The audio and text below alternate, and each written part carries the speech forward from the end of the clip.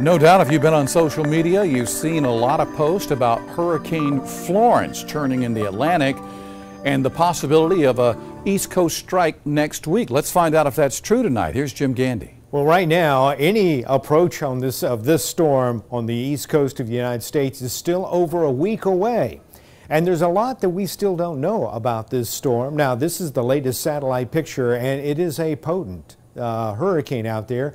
And we know this from the satellite information that we're getting. But is that enough? Well, today it became a major hurricane, and that wasn't expected. That tells me that there's some things that the computer models still don't know about this storm.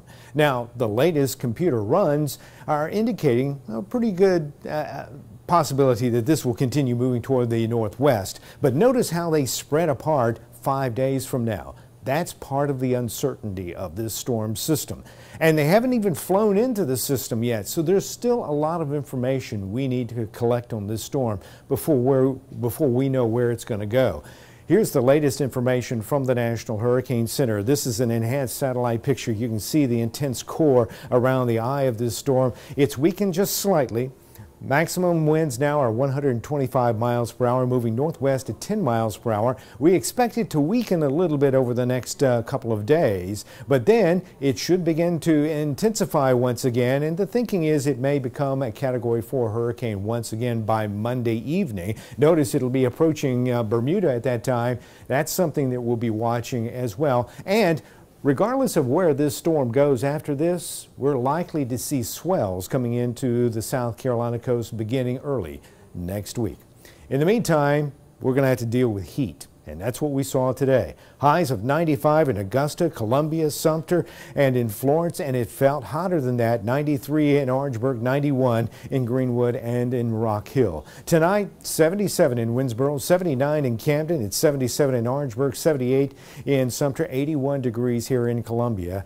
All the rain has ended that we saw earlier today, but we still have some high clouds around the area. High pressure near Nova Scotia continues to hold. Notice the easterly winds. That's going to continue to pump moisture into our area. Here's Tropical Depression Gordon now, still moving very slowly up the Mississippi River Valley. This front, though, separates the hot, humid air that we're seeing from milder, drier air over the northern plains. Tonight, we're expecting low temperatures in the low to mid 70s. 74 here in Columbia. Tomorrow, another hot one. Low to mid 90s with 95 degrees here in Columbia and a heat index of 103.